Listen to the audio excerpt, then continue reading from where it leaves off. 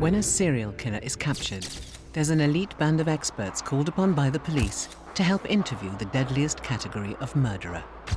Psychologists, psychiatrists, and profilers, they are men and women who have spent their entire working lives face to face with some of the most dangerous killers the world has ever known.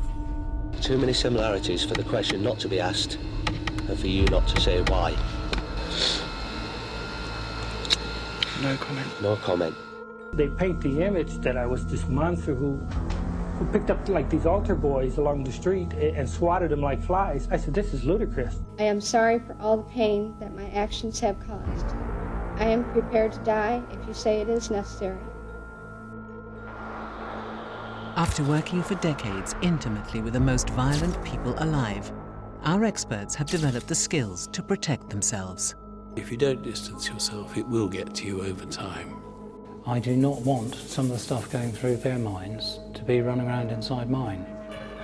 Every time that you are called upon to do it, you have to take a deep breath and you have to go back into that darkness. Now, for the first time, these experts have come together to see if there are any common factors in the lives of serial killers that have pushed seemingly ordinary men and women to commit this most heinous of crimes. I don't believe anyone is born a serial killer. We need to know the motivation and what they're getting out of it. What's feeding their fetishes? Lack of love, lack of family bonding, lack of affection, punishment.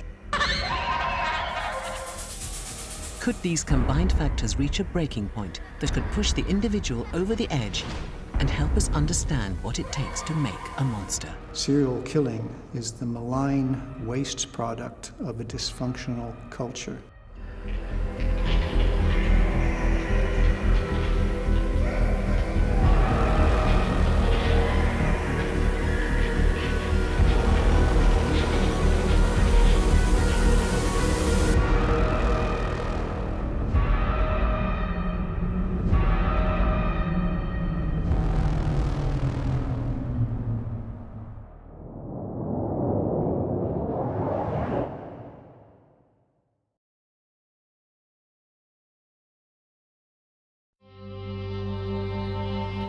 For over 2 decades, a serial killer named Levi Bellfield prowled these streets in West London.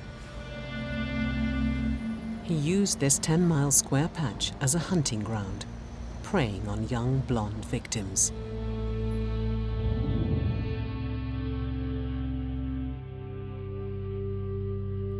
After a murderous campaign that saw him brutally take the lives of 3 young girls between 2002 and 2004, he was forced to go to ground.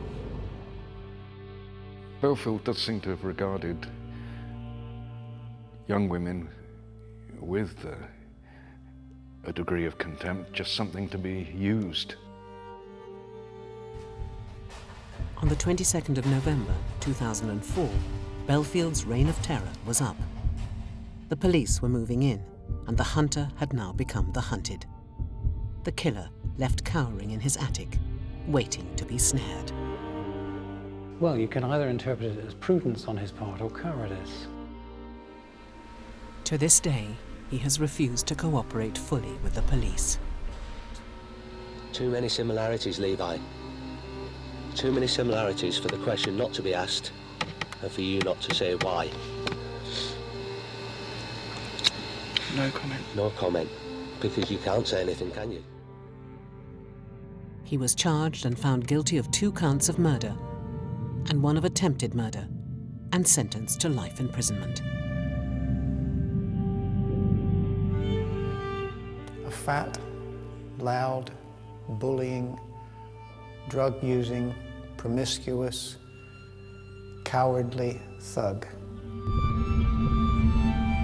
Once in prison, the so-called bus stop killer was convicted of a further murder, that of teenager Millie Dowler, in March 2002. Labelled by the judge as a cruel and pitiless killer, he's the only serial murderer in British legal history to receive 2 whole-life sentences. Since his arrest, Bellfield has always steadfastly refused formal therapy.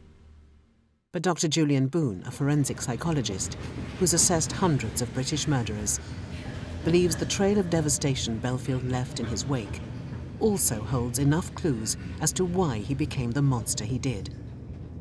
Right down to his now infamous no-comment interview. And at no stage over the last 2 days have you denied any involvement in these instances? No comment. Why is that, Levi? No comment. Even with no-comment interviews, one can learn things about the individuals being interviewed. My belief is that people like me would be only too quick to expose the fragility of his ego. And people like me would be asking questions, so why are you so close to your mother? Because there are some questions to be asked there, and he wouldn't like that at all.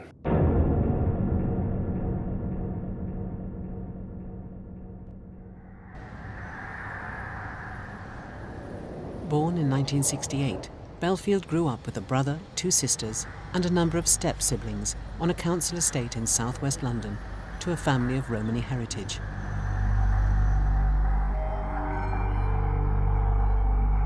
A fractured relationship with his father intensified the bond with his mother, Jean.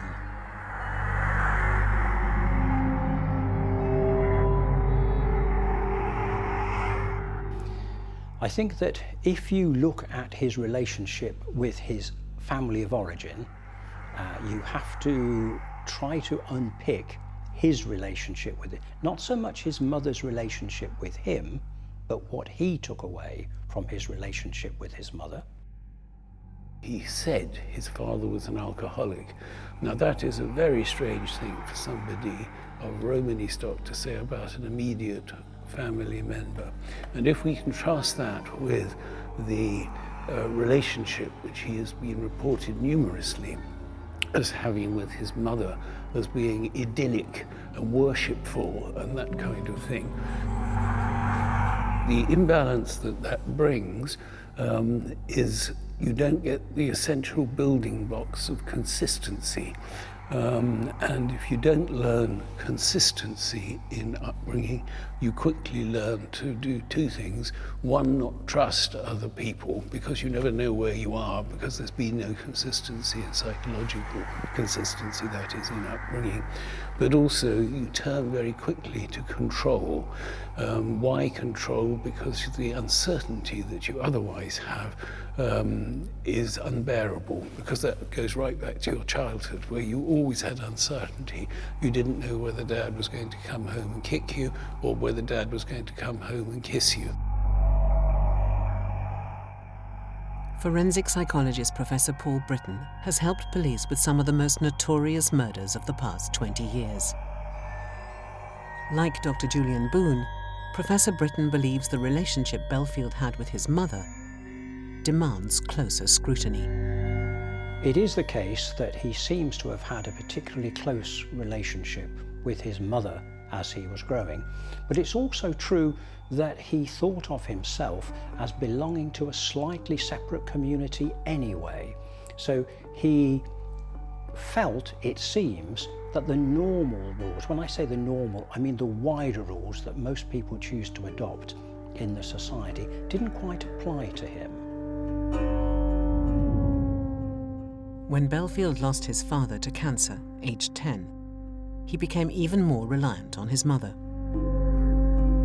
I think in a family unit, parents can have, both genetically and environmentally, very strong influences on children's development.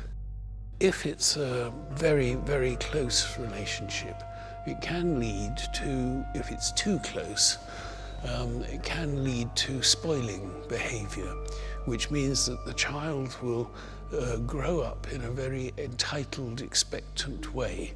Well, you only have to look at Bellfield's history to see that that fits very well with him.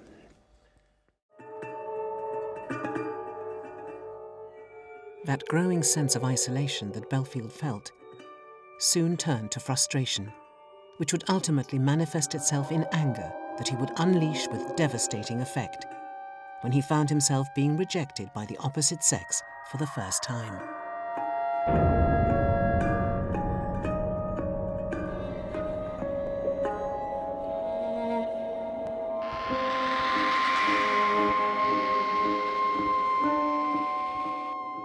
I think there was a trigger event when Bellfield was about 12, 13. And apparently at this point, he was befriended by an older girl.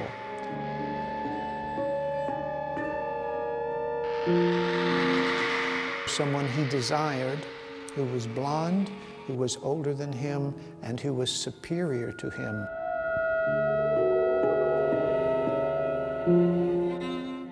And that she then, when she had developed this relationship, rejected him.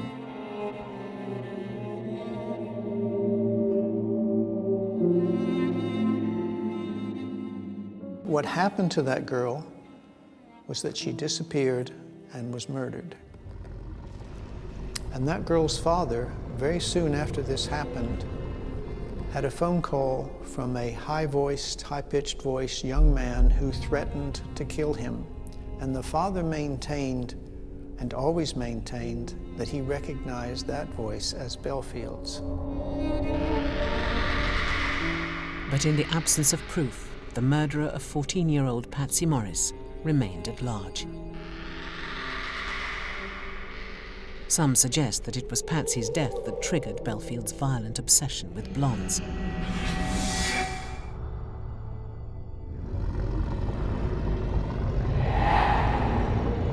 His pathway to serial murder was being laid.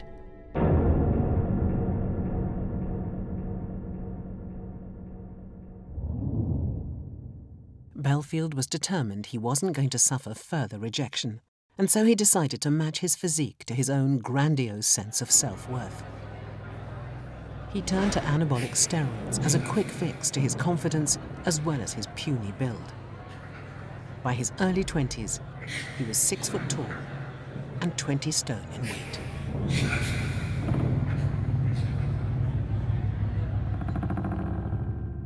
As he starts to mature, so you have this rather gross figure physically.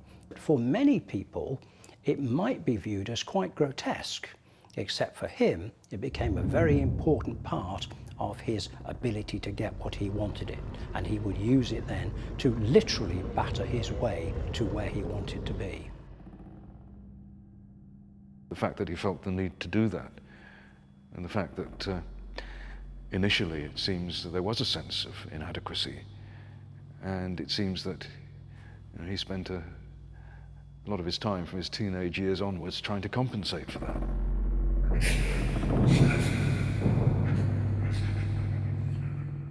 His desire for the machismo and hanging out with men and drinking hard and going to pubs and things like that, and the swagger and all the rest of it, I think that will be appealing to him because it reinforces that he's a someone, and has friends and all of this stuff.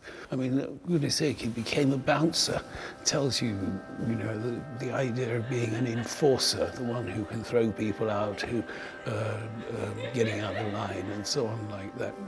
I'm not suggesting all bouncers are like this, but he also went in for wheel clamping, and he would find it funny and amusing to clamp people. And in those days, at any rate, you could have very high fines to get your clamp removed. And he once did it to an elderly male pensioner, and he boasted about it afterwards, how he didn't care and that he was going to do it. So you can see there's absolutely zero compassion for anybody else. In his home life, Bellfield's reinvention to macho alpha male paid off, as he fathered 11 children by 5 women. But each relationship followed the same disturbing pattern.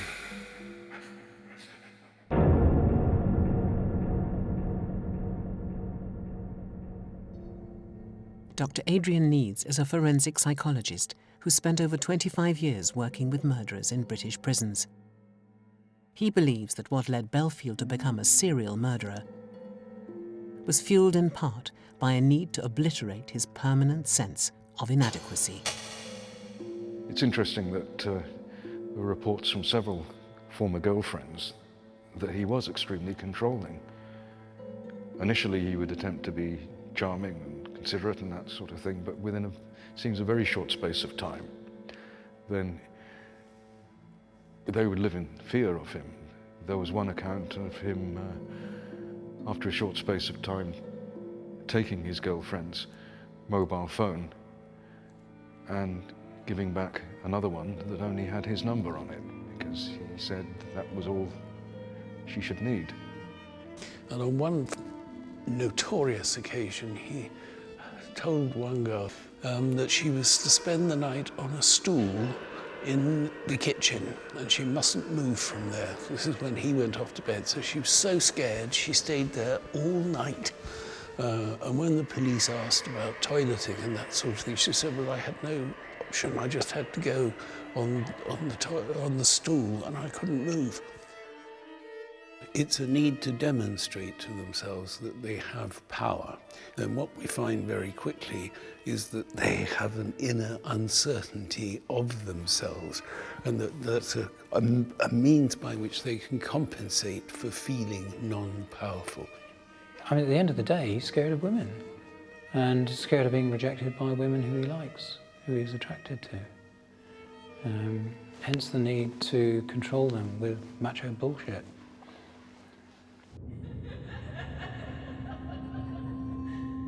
As much brutal pleasure as Bellfield got from abusing his partners, it was still not enough.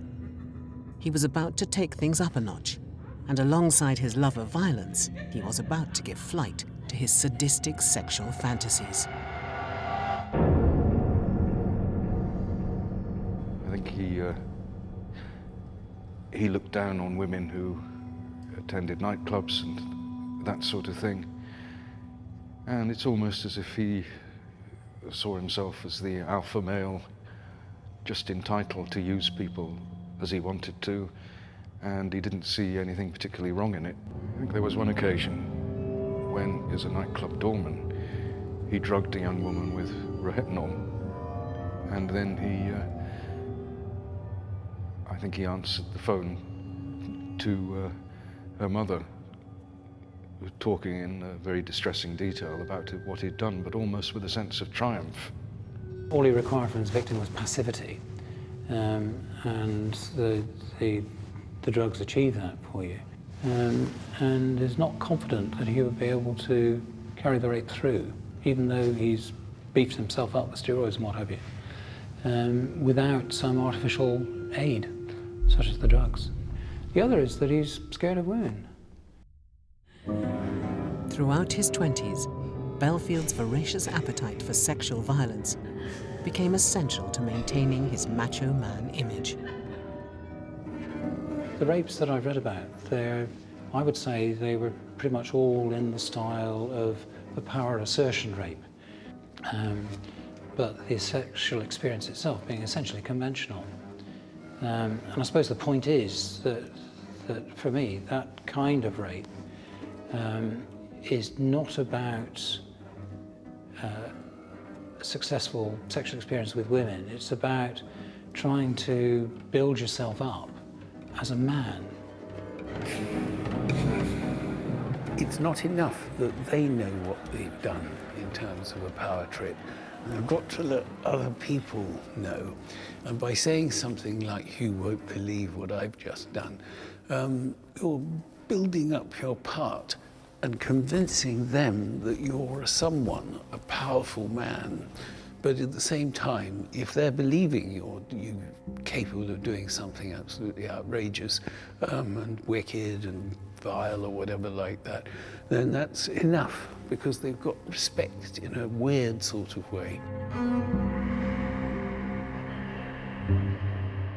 Bellfield's bravado knew no bounds. He even bragged about his depravity to his girlfriend of the time. He had gotten to the stage where he would tell her that he was going out and that he had raped other women. In one instance, she found a bin bag with a balaclava, a knife, and magazines where the faces of blonde women had been scratched out. He told her at one point he had pulled a disabled woman from a wheelchair and raped her. And he told her that he hated blondes and that they were evil effing bitches. They deserved to die. From that moment on, Bellfield made it his mission to turn those chilling fantasies into cold-blooded murder.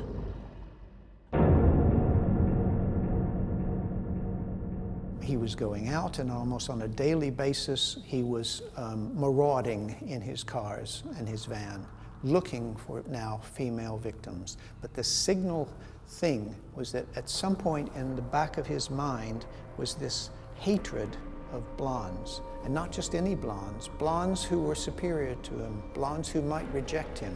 Stalking starts to feed the need for power and control and coercion, and then gradually you escalate it, and you then move up a level to murder, and brutal murder at that. When people think of his victims as being chosen opportunistically, that's only partly true, because he had a template of victims that he was looking for. So a young person needed to meet a particular sort of description. And this is where his planning came into play. I mean, this is a person who would track buses in order to look who was in there, who was getting off where, and cruise areas in order to be working out where's the best place to be, where shouldn't you be. So opportunistic, yes, but opportunistic in the context of reasonably careful planning.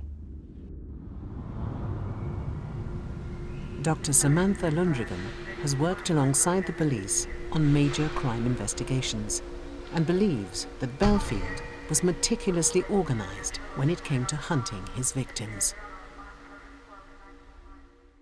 Within cities or with the cities or towns, there are ebbs and flows to the day-to-day routine, routines of people.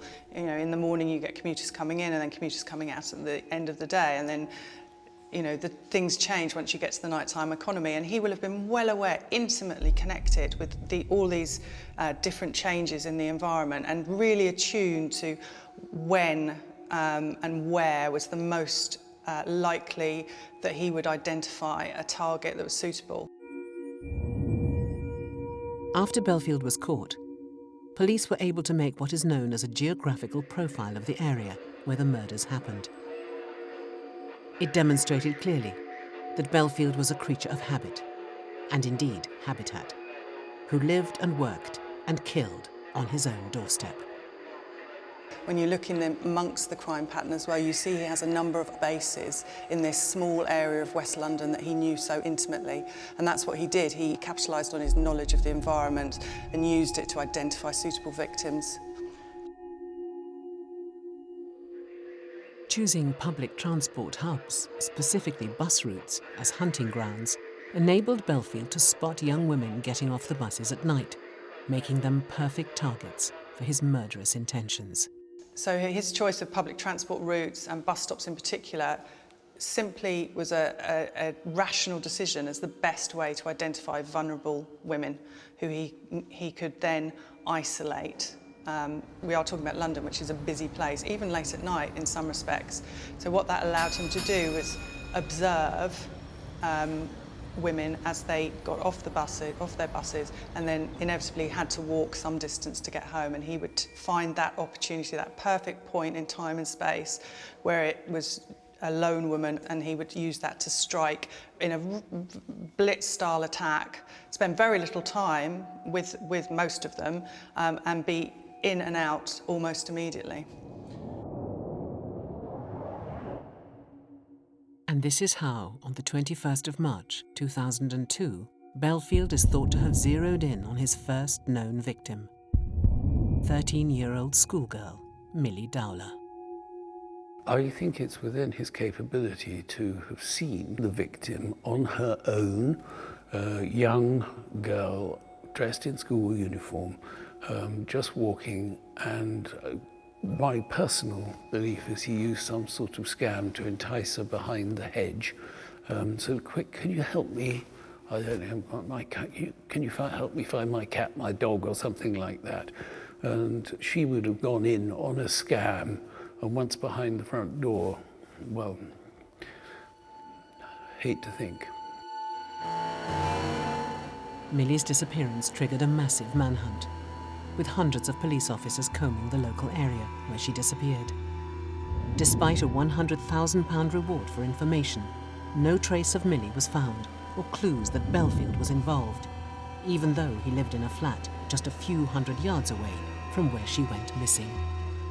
He was only there for 5 months, and so very quickly, and he was very clever, and he did this after most of his crimes, he went to great lengths to distance himself from the crimes that he'd just committed. So after that crime, he moved out of there extremely quickly. He got rid of the car that he'd been driving that day, as he did, which was a pattern that he repeated time and time again. He even went out of the country for a period of time. So he was very clever and very calculating. He knew he was connected deeply to those environments, but he did what he could afterwards to disassociate himself from them. It was 6 months before Millie's body was finally discovered, 30 miles away from where she disappeared.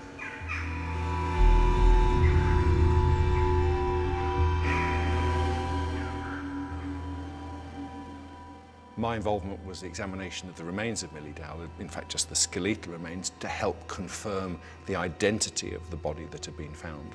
And really from that I can say that there was no evidence of any significant violence, particularly no violence to her head, that was so common in other cases that Bellfield was involved in. Bellfield would have been boosted by the fact that Millie's body took so long to recover and had left no trace of evidence behind, empowering him to go on to kill again. In Millie's case, his treatment of the body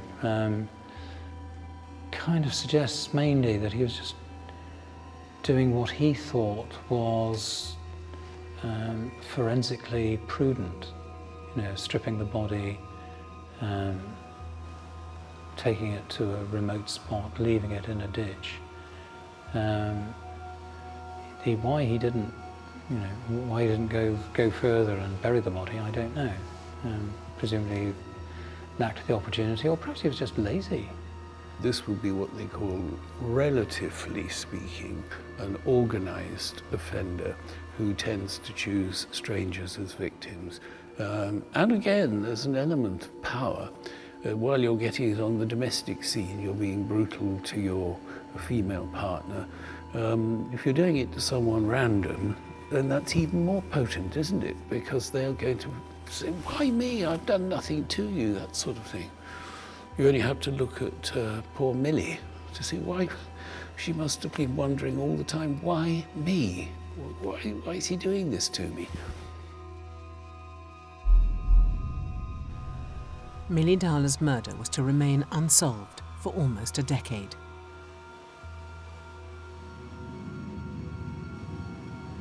Less than a year later, in February 2003, Bellfield targeted a second victim. 19-year-old Marsha McDonnell was attacked with a hammer to the back of the head after getting off a bus in Kingston upon Thames. Just 15 minutes later, she was found by a neighbour, collapsed on the pavement, just yards from home. She died in hospital hours later.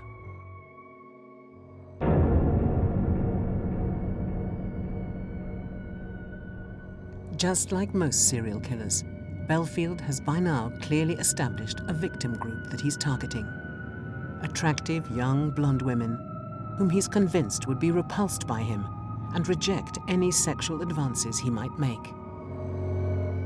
I think of other situations where men develop a very clear specification of women who they really would like to find them attractive, but they, inside their own world, know, in inverted commas, that they will never look at them, and so they hate them. So that there's no real exchange, there's never been an approach, there's never been a rejection, but the person simply knows, in effect, that she's too good for me, and I'll have the bitch for that.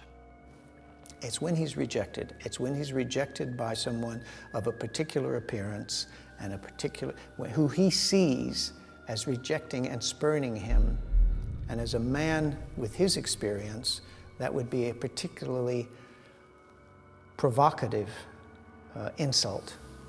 The roots of narcissism often occur if somebody has been rather indulged as a child. It can also happen if somebody felt inferior, maybe outside of the family, and that they had to overcompensate for the feelings of inadequacy. And it seems that both might have been the case in Bellfield's case.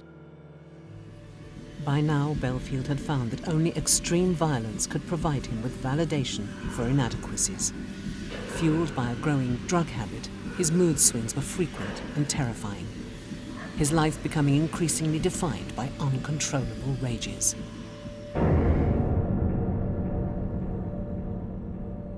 This is a man who's given to explosive rages within the context of his planning and preparation, to move from quiet, charming, placid behaviour to raging cruelty, apparently in a moment. This is truly frightening for people. It's also a tool that the offender will use to get what he wants, and that may very well be the death of someone. Bellfield's insatiable desire to kill continued.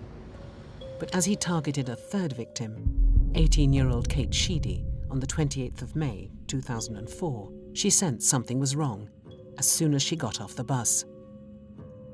She crossed the road to get away from him because he was cruising and asking to talk to her. And it was that caused him to run her over, then run back over her, and then run forwards again, leaving her with multiple injuries. And miraculously, she survived and was able to give some form of evidence, which itself was traumatic for her. However, what was telling was immediately after that shocking incident, he went off on a high-speed drive, allegedly through red lights and things like that, and then goes and sits on the riverbank calmly, all of which is so much in line with power assertiveness and having a power phase, but that's very high risk. Indeed, it is no coincidence that Bellfield would use his car as a murder weapon. He had a lifelong obsession with old cars that extended to the necrophilic. People think of necrophilia as having sex with dead bodies. That's not what necrophilia actually is, although it can express itself in that form. That's not really what it is. It's more of a fascination with cold inanimate objects or with ordure, and cold inanimate objects like old cars fit the bill very well. And there seems to have been an element of that in his background, as far as I've been aware of it. They augment his ego. To have a good car, whatever he would regard as good, a good car is going to be complementary to his ego. It's going to be an extension of his image. And image was important to Bellfield. For him, his vehicle was almost, again, like his base that he worked from. Just 3 months after he'd mown down Kate Sheedy, Bellfield was already back on the hunt in his car. On the night of the 19th of August in 2004, he spotted French exchange student Amélie Delagrange getting off a bus near Twickenham Green. He brutally attacked her on the back of the head with a hammer. She died in a matter of hours. Yes, his use of hammers or blunt force injury from behind does seem to suggest somebody who really wasn't prepared to face his victims, who maybe wanted to dehumanize them even more by not even seeing their faces.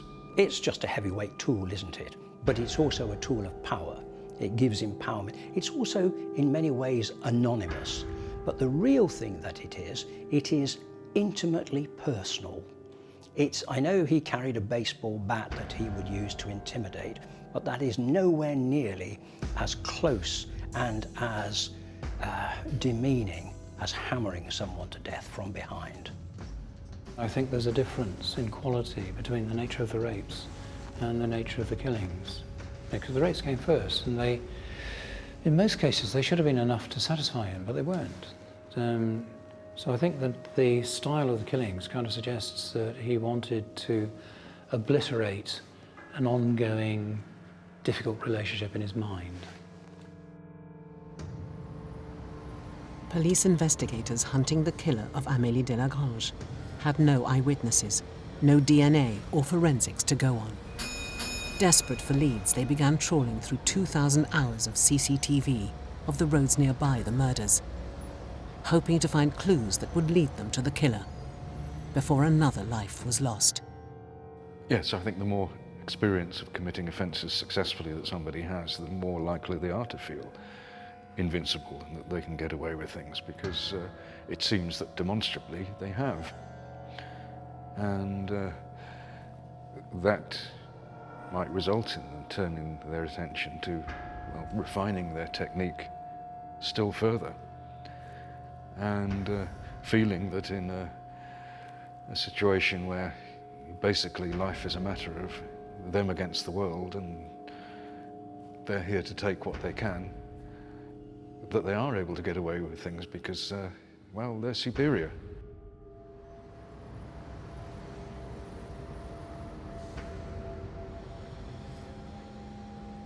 He kept getting away with these offences, and he kept expecting, certainly in the early days, that he may well get a knock on his door, but he had so many lucky escapes that in itself will feed, especially someone with the personality profile of Bellfield, that will feed that already inherent confidence. I think that was his downfall as well, because while he was so familiar with his environments, what he wasn't perhaps thinking about so closely was that area of West London, like most of London, is surveyed all the time, not by people, but by technology. The breakthrough came when a white van was spotted on CCTV, parked nearby at the exact time of the attack on Amélie Delagrange. The van was linked to local wheel clapper, Levi Bellfield.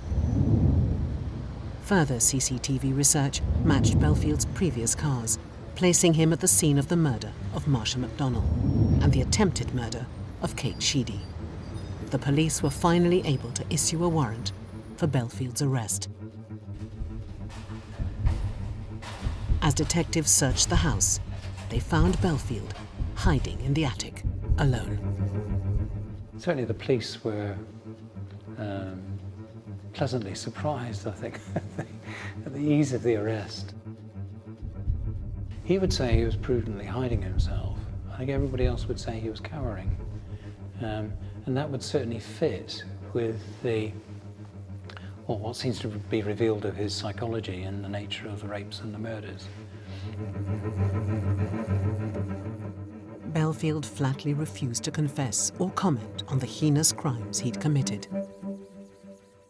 And at no stage over the last 2 days have you denied any involvement in these offences? No comment. Why is that, Levi? No comment. Why haven't you sat there and said, jumped up and down and shouted from the rooftops, you've got the wrong person? No comment. No comment, no comment, no comment, over and over again, to the point where you believed that he wasn't even listening to the questions that were being put to him. And once or twice, or maybe 3 or 4 times actually, but this would be over a period of hours, he would suddenly react to something, usually related to him personally, and you could see a trace of anger in his eye or a contempt towards the officers doing the interviewing, which was interesting in itself. It can be a power play. You can say anything that you want. I'm going to show you that you can't bully me, I will hold my position. Or it can be that they are so nervous they don't know where they're going and they simply say no comment. But perhaps the real reason for Bellfield's refusal to comment and the constant denials can once again be traced all the way back to his relationship with his mother.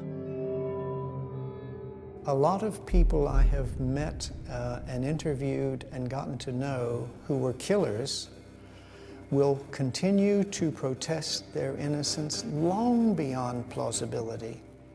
And when asked about this and pressed about it, they say, I do it because I don't want my mother to know it was actually true.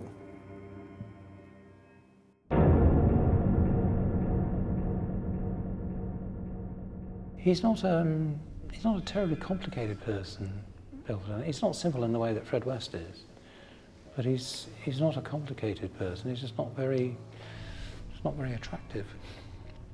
I think something that was very apparent with Levi Bellfield was there seemed to be a real arrogance, a real self-centeredness, and a sort of belief that he could do no wrong about him.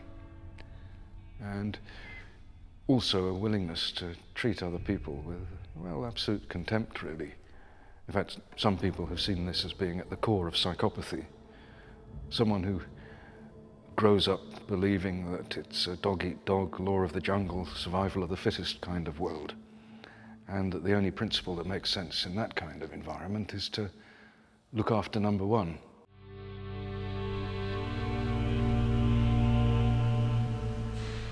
Bellfield was given a full life sentence for the murder of Marsha McDonnell and Amélie Delagrange, and the attempted murder of Kate Sheedy. 6 months after he was sentenced, Bellfield was further implicated in the murder of Millie Dowler. The police placed Bellfield near the scene using mobile phone records and CCTV of the car he was driving at the time. He was also discovered to have access to a flat within a stone's throw of where Millie was last seen. On the 23rd of June 2011, Bellfield was found guilty of the murder of Millie Dowler and given a further life sentence. Despite his conviction, Bellfield did not admit to Millie's murder and would not disclose any information surrounding her abduction and death until years later, when he finally confessed. The judge recommended that he's never to be released. I know someone who used to be an officer in the prison where Bellfield now resides and will for some time.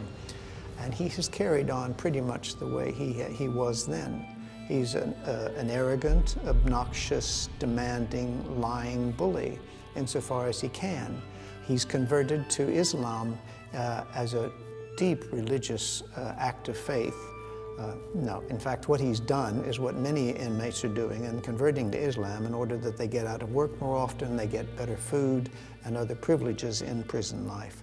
In my view, given the level of psychopathy that would appear to be writ large in his MO, I don't believe he could be treated.